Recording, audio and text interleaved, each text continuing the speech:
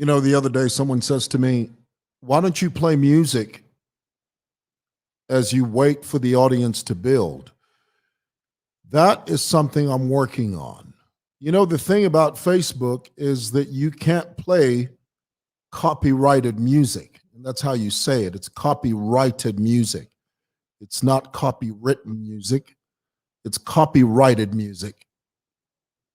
And that's a bit of a dynamic that you have to sort of navigate through, because if you do the wrong thing, I mean, I would love nothing more than to play music for you, but it has to be music that is not copyrighted. And of course, we have lots of Zambian music that is not copyrighted. And I'm trying to get that sorted out so that I can, to a degree, entertain you as you wait for the audience to build. Travis Mwansa, good morning, Mr. Mwewa. Good morning to you, Travis. Travis, tell me in the comments below if you can hear me. I always have to get this out of the way, because there's been a few times I've started talking straight out of the gate.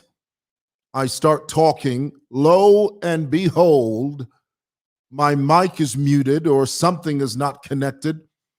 And then I start reading all these comments. No, well, we can't hear you. No volume. Travis says you are loud and clear. Thank you, Travis. Thank you so much. Stella Mwanza, you are clear. Gerard Piri. David Lungu, I see you. Bless you. I see you. Bless you. Chupa Mwanza. Good morning, Mr. Mwanza. Good morning to you. Blessing Mwale.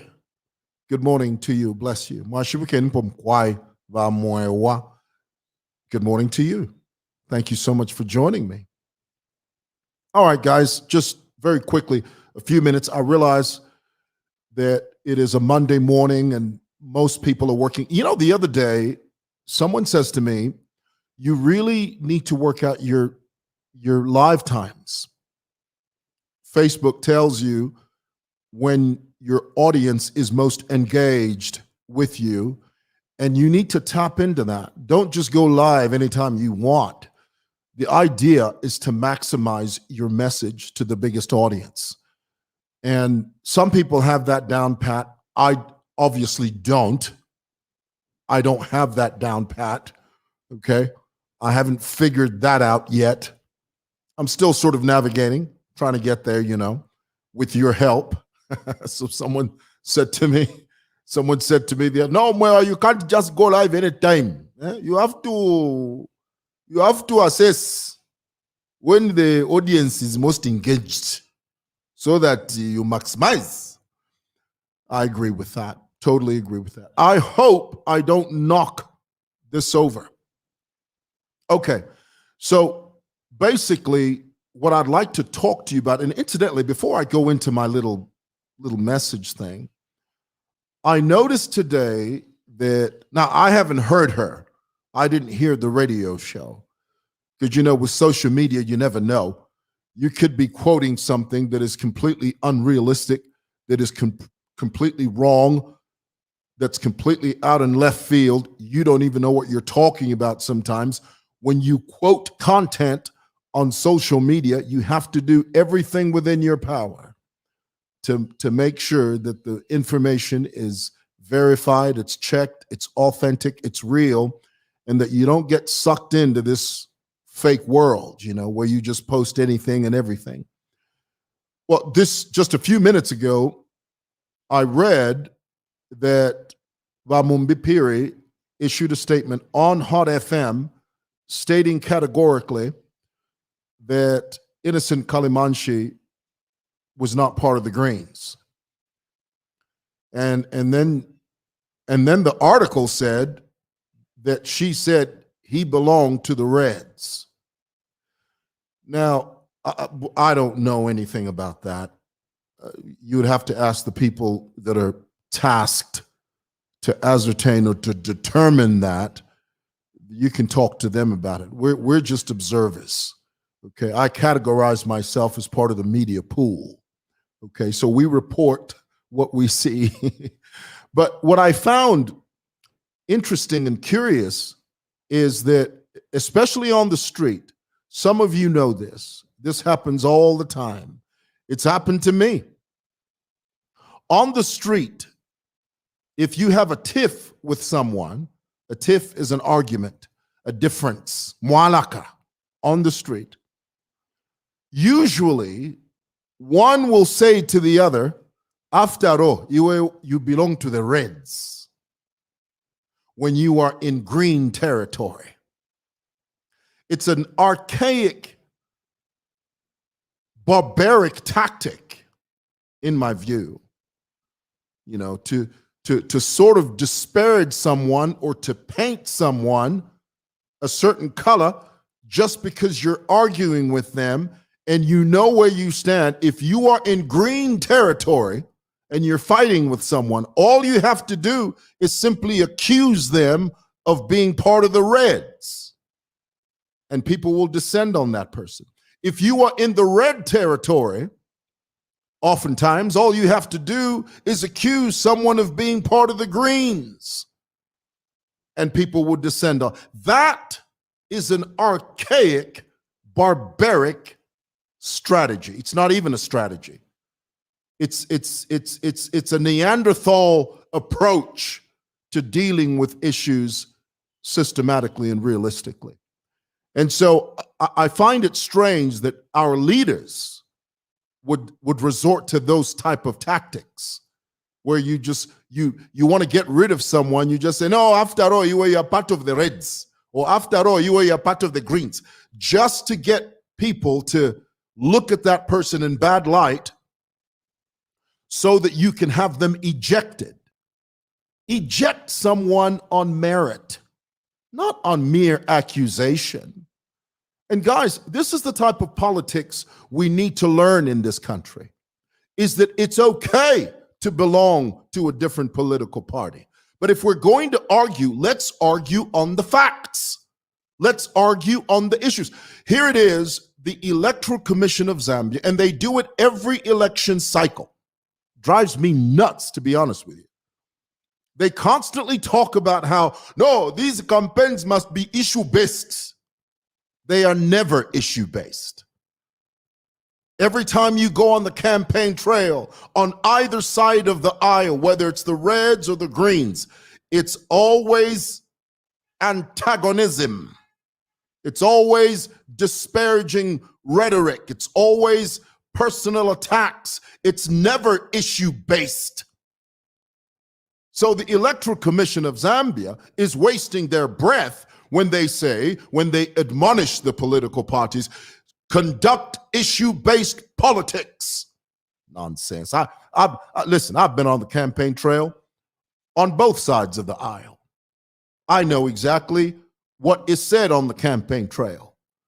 Oftentimes, it's not issue-based, ever. And that breaks my heart. That really does. I think it's a little discouraging, okay? And that needs to change. And so, back to my point, when I read, and of course, Vamumbi is someone I know on a personal level, but I find it sad that she would resort to painting, for lack of a better word, painting Kalimanshi red for the sake of convenience. I mean, if he's one of y'all, he's one of y'all. Okay? It's a completely different deal if he truly isn't part of your camp. But when you are in disagreement, just to hurry him out of the arena, if you think that all you have to do is paint him red just to hurry him out, you're not doing the right thing. If you're going to deal with him on merit. Deal with him according to your own statutory regulations. But don't use barbaric tactics. That's the same thing that young man did when he stormed a government building and accused a government civil servant of being part of the Reds. That's the same thing. That's the same thing. There is no difference in that approach. So, and here's the thing, guys. What's good for the goose is good for the gander. When you do it to one, somebody else will do it to you. That's the point. And you need to move away from that sort of politicking. Okay? Anyway, I digress. I'd like to talk to you for a few minutes about Andrew's address last night. We all watched it. 14,000 people strong. And I'll explain to you why 14,000 people watch him. Okay? 14,000 plus. Here's the thing about Andrew, and this, listen, guys, I will never stop saying this because it's the truth. Truth never changes. You know, because some of you you're gonna jump on here and say, well, but where are you keep saying that? You said it even that, well, because it's the truth. And here it is. Andrew is preaching to the choir. Let that sink in. Let that sizzle in your spirit. Stick that in your pipe and smoke it. Andrew is preaching to the choir. Every single solitary thing Andrew said last night, we've been saying, the opposition leaders have been saying, everybody that feels disgruntled and disadvantaged and disenfranchised has been saying the same thing. But then you guys, when Andrew says it, and he adds a spiritual twist to it using the word prophet. But the truth is, he's preaching to the choir. There's nothing new that he has said that you haven't already heard. But here's the difference. Andrew has an end game. Wangala Mwenda calls it the end game. In everything that you do, you must suss it out, look at it and say, okay, but what is the end game? What is the ultimate goal? What is the objective of all of this? Is it truly based on the fact that Andrew loves this country? That's nonsense. That's hogwash. That's bull roar. That's a bunch of malarkey. Do people still say malarkey? They did when I was a kid. That's nonsense. Andrew doesn't care about you. He doesn't care about this nation. He doesn't care one iota about Zambia. He doesn't care about Zambia any more than an ant cares about a sandhill. You think Andrew cares about Zambia more than you? You think Andrew cares about Zambia more than the freedom fighters of this nation? You think that Andrew cares more about Zambia than me and you? Nonsense. He doesn't. Let me tell you why he cares. And this is the thing I want to teach you today. You know, earlier today, I posted something and I said, I'm going to teach you a valuable lesson. And I want you to get this, and especially for you vloggers out there, all of my fellow Zambian vloggers, listen to this. I'm going to change your life. I'm going to change your life. Okay? If you grab this, some of you know this. Many of you don't. Those of you that know this, you are laughing all the way to the bank. For those of you that do not know this, you are wandering around in the dark. You're grappling. You're grasping at straws. You're groping in the dark. And it's this. Whenever you have an audience, the objective is to turn your audience into customers. Boom. I messed you up right there. Let me let that sink in for a moment. Let me do a bit of some jabs here. And this is the truth. Okay? This is what it's all about. This is the end game.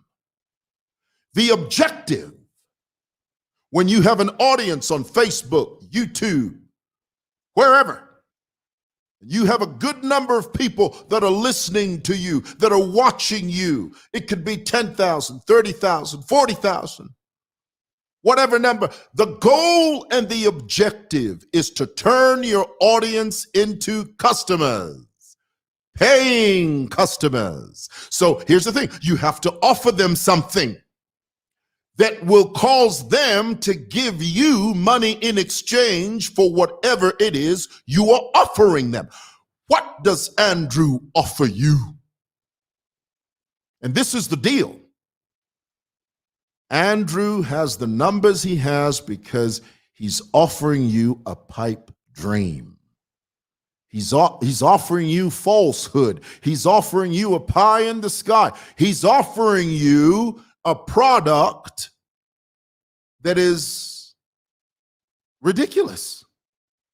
And some of you may ask, well, what is that ridiculous product? Here it is. Why do you think that Andrew emphasizes the point that I only have but one number? He said that last night. I only have but one number. That number is his lifeline. That number is his revenue stream. When he grabs your attention, because this is, in English, they call that the hook.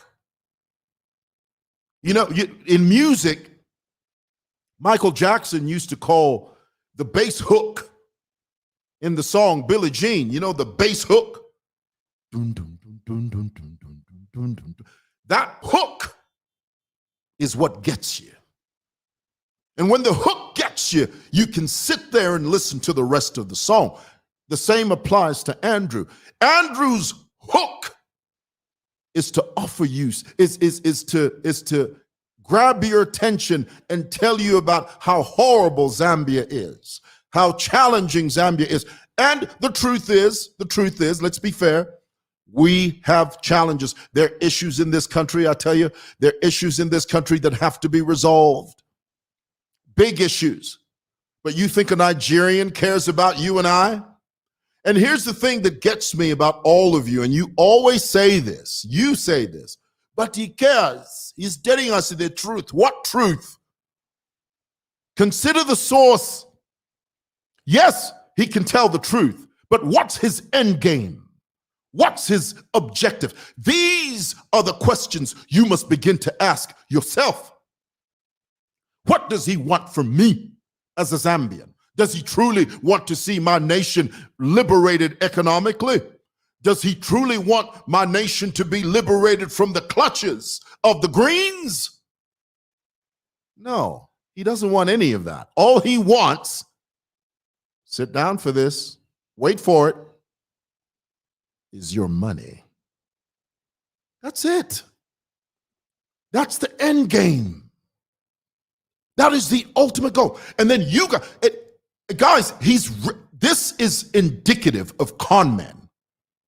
Andrew is the consummate con man. He gets your attention by telling you the truth. The truth. He grabs your attention by telling you the truth as you see it, as you define it, as you ascertain it, as you decode it. But what's the end game? And then at the end of his delivery, he starts to tell you, here's my number. Call me. Whatever you want, I'll give it to you. And you'd be shocked at how gullible people are. Guys, people are people. Don't for one moment think that the gullibility of the Zambian is different from the gullibility of an American. Don't think for one moment that the gullibility and the dwanziness of Zambians is different from the gullibility of the people in Great Britain. We're all the same. You know why? Because people are people. People are people. Regardless of where they're from, they are people. They are susceptible to the same ills here as they are there. Andrew knows this. So he taps into your frustration. And oh, yes, we're frustrated. He taps into your anger. And oh, yes, we're angry. He taps into your dissatisfaction.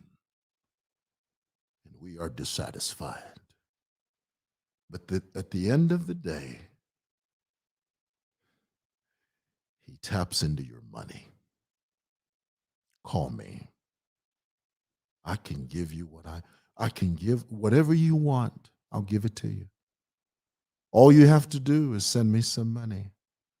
Now, what does Andrew send you in exchange for the money that you send him? You young girls, you young slay queens with a bit of cash. Many of you have talked to me about Andrew, many of you.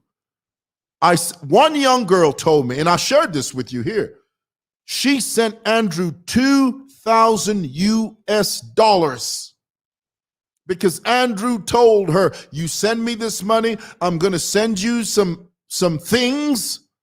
You pray a certain way, you take it, you do exactly as I tell you. And when you do that, the heavens will open and you become a rich woman.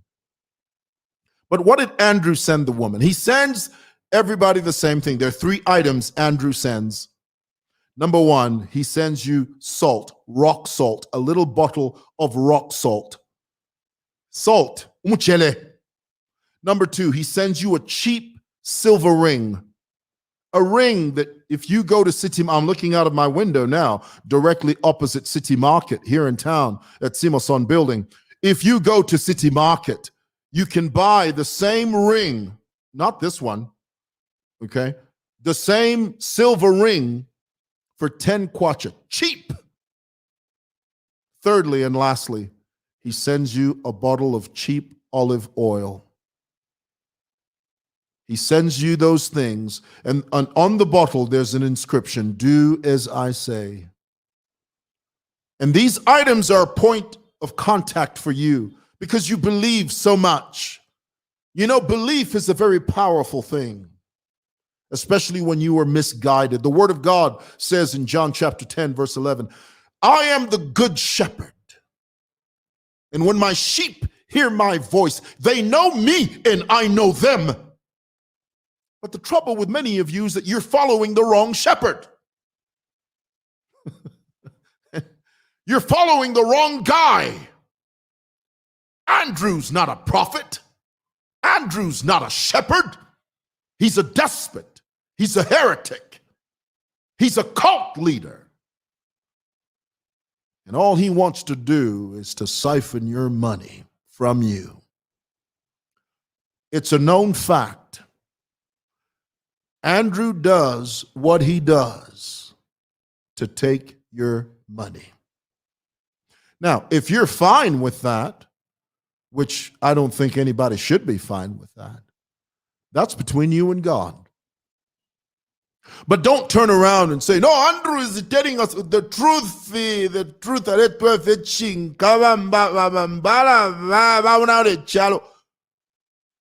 What is he saying different from what the opposition leaders say? Nothing. The only difference is, at the end of the day, the opposition leader is not going to say to you, send me your money. But Andrew will. And you guys are sending it to him in the droves. But here's the thing. When you're sending a false product, eventually people will speak up and say, you know what, this is rubbish. This is nonsense. Why? Because it's a false product. It's a faulty product. It doesn't deliver. It's overkill. It overpromises and underdelivers. That's when you know that you're dealing with a false product. Andrew's false product are those 3 items that he sends you. And here's the thing. It's zero risk to him because here's his defense. He says, when I send you these items, these 3 items, do exactly as I tell you. Wake up at 4 a.m. Take 2 sips of warm water. Walk out of the door, but only take 2 steps. If you don't take the 2 steps, if you deviate from my instructions in the minutest way, you won't receive your blessing from me. So what ends up happening is that many of you, dwanzi,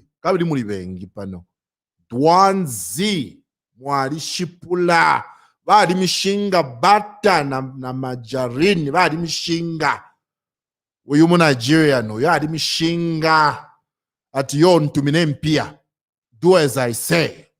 God will bless you. When you call him or when you send him a message and say, Andrew, I did exactly as you told me. I woke up at 4 a.m. I walked out of my door and I took 2 steps. I looked at the moon at a 45-degree angle, just like you told me. But oh, Andrew, nothing's happening. The heavens haven't opened. I'm still as poor as I was when I first talked to you. You know what Andrew will say? Well, you didn't do what I told you. The reason you aren't blessed is because I told you to look at the moon at 45 degrees. You did it at 47 degrees. So how do you expect me to bless you if you don't do exactly as I say? And you, because you're so dull, because you're so spiritually dense, because you're so spiritually void of any type of discernment. And then now here's the blasphemy of Andrew. Andrew, and he says this all the time. You know, he'll talk, and then he'll say, whatever I say, even if Jesus Christ himself were to come down, he can't change it. Do you know what he's telling you? He's telling you that he's more powerful than the Son of God. That's what he's telling you. Now, if you are a Christian, it's different if you're non-Christian. Okay? If you are a Christian, this is for you. For those of you that do not adhere to the Christian faith, if you are of a different faith, this doesn't apply to you because you're a different faith. But I am a Christian. And when I hear a heretic, you know what a heretic is? A heretic is someone that teaches false doctrine, false teaching that deviates from the canon of Scripture as we believe it as Christians. Our tenets of faith say one thing. Andrew comes up with his own interpretation of stuff. It's not even Bible-based. But he uses the word of God as a crutch with an R, not an L, crutch. Why? Because he knows that the majority of Zambians identify as Christian. So he uses that hook to get you, to convince you to be on his side and ultimately send him your hard-earned money. Andrew's not a prophet. He's just a guy. Andrew's not a spiritualist. He's just a guy. There is no such thing as Godfather. Godfather doesn't exist. He only exists in your minds. Why? Because Andrew planted that in your head. Godfather, give me a break. Everything he does because he knows he has the end game in mind, and that is to siphon money from you. Here's the deal, and I have to repeat, I have to reiterate, I have to say again, I have to gloss over again. Andrew recognizes when 14,000 of you, my fellow Zambians, the vast majority of you that watch him on a regular, 14,000 strong, when he has that audience, what, you think he's going to let you go? No, he's going to maximize. He's turning his viewers into customers. Why? Because he recognizes the power of numbers. He's a businessman, a wayward businessman. Why? Because he offers you a faulty product. That product is false. It's based on lies. It's based on innuendo. It's based on heresy. Because you believe it. Why? And let me tell you why it works for him. Because of your greed. The young lady that told me that she said to me, she said, I sent him $2,000, Mr. Muel. And when I didn't get what I want, what he promised me, I realized, wait a minute, if I have the capacity to send him $2,000, why the hell do I need him? Because you've been deceived. Webambi, you are so deceived, it'll take a mountain to move for you to realize that you've been deceived. So let's be clear. Andrew says things that are true in as far as the state of our nation, but he uses that as a hook to achieve his end game. His end game is to get money from you.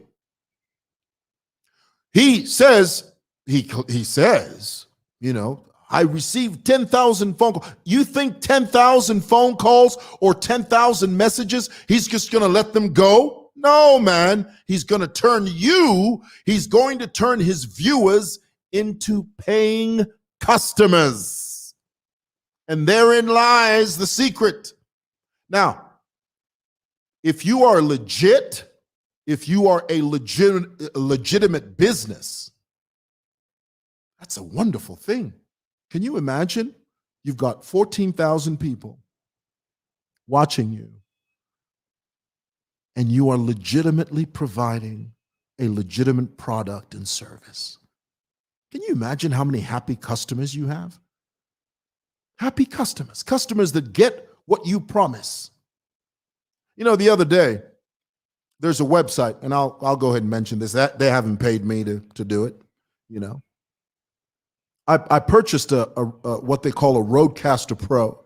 It's a gadget, and I love it, and I use it with my podcasts and my live broadcasts. It's a beautiful product. I love it. I bought it from Sweetwater. There's a website called Sweetwater. If you go to Sweetwater, they have all these lovely deals. You know, you can get combo deals and the like. But the customer service is outstanding. You order the product, they tell you exactly when it's going to arrive, and then they do follow-ups. They call you back or they send you an email. Mr. Muewa, have you received your product? What do you think of the product? And because you bought this product, we recommend this other product. I'm a happy customer because I got what I paid for. Why? Because the product is based on truth, integrity, and realism. It's real. It's true. It doesn't overpromise and underdeliver. It overdelivers and underpromises. That's when you know you're on the right track. It's like Apple. You know, for those of you that know Apple products, when you get an iMac or a Mac Pro, whatever they call them, 16 or 13, when you get that iMac or that iPhone, you paid a lot of money for it, but you're so happy with the product because you know you've got the right thing. You've got the true thing. Andrew's very different. Andrew sells you a false dream. Just fake. He just sells you a fake dream because of your desperation. And then here's the thing. Let me tell you how influence works. Most of you know this. Influence, it doesn't matter what you're saying. As long as you have a huge audience, everything and anything you say will be taken as truth. Andrew knows this. So Andrew can say anything about anyone. Yesterday, as much as I disagree with Honorable, what's her name, Miss Nawakwi, listen to what he said about her. The most despicable, the most disrespectful, the most vile, the most disgusting words that can come out of the mouth of a young man. Yes, I don't like what Miss Nawakwi's been doing lately, but I'm not going to disparage her in that fashion. But Andrew knows that because he feels he's not accountable to anyone, he can say anything about anyone he wants. And you, because you're Dwanzi, Mwadishipula, when he says what he says about Honorable Miss Nawakwi, you will quote him. When you will go to Miss Nawakwi's page and you will say what Andrew said. You will echo what Andrew says. Disrespectful. Mule kwa tom chinshi. Meno. Mule kwa tom chinshi.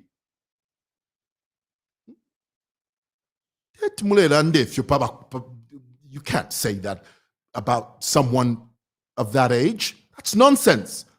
Twali kwa tentambi fotuwe na Zambia. We are Zambians. Yes, we disagree with people, but not umusalula fidia. Na mumweba eche mule konkerela. Umusalula. Nonsense, man. Yabu pube fina imwe. Wushiru wo. Be respectful when you're talking to elders. Disagree with them, but be respectful. Boom. I'm done. Done. All right. Thanks for listening, guys. Appreciate it.